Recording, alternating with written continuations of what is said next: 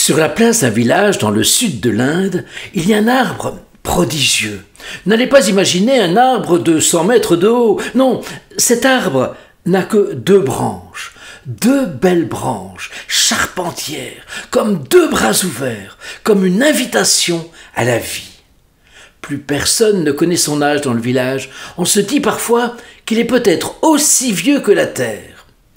Sur ces 2 branches, l'arbre donne des fruits sublimes, gros comme des papayes, dorés comme des mangues, juteux comme des ananas. Pourtant, personne n'ose manger ces fruits, ni même les goûter. En effet, sur une de ces 2 branches, l'arbre donne des fruits empoisonnés, qui donnent la mort en quelques secondes à peine à celui qui, par mégarde, ne peut résister à la tentation. Les fruits sur les 2 branches se ressemblent parfaitement, mais une branche donne la vie, l'autre donne la mort. Oui, mais la droite ou la gauche ? Les villageois ont oublié depuis bien longtemps de quel côté sont les bons fruits et de quel côté sont les fruits empoisonnés. Cette année-là, un printemps très sec, suivi d'un été trop chaud, assèche la terre. La nature a soif, les arbres ont soif, les animaux ont soif, les points d'eau se font de plus en plus rares.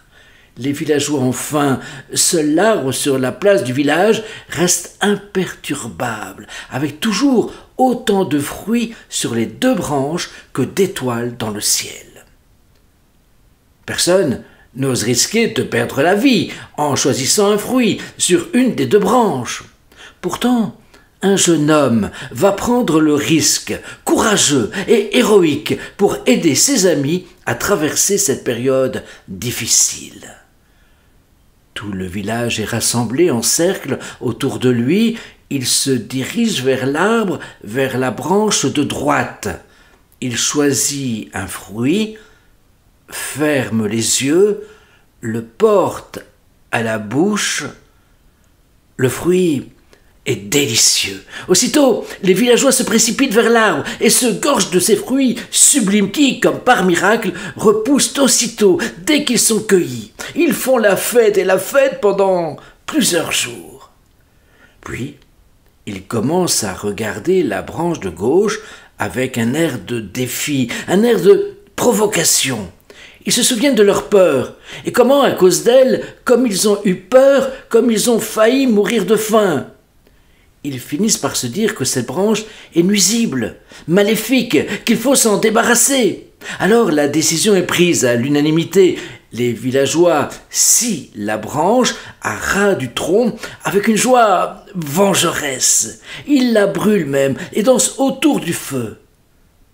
Mais le lendemain, au milieu de la place, l'arbre à une seule branche a pourri. Il est mort. Il ne reste que des graines à ses pieds. Les gens du village comprennent alors qu'il ne peut y avoir d'arbre à une seule branche. En d'autres termes encore, qu'il ne peut pas y avoir de vie sans mort. Et ils plantent une des graines pour faire grandir un nouvel arbre.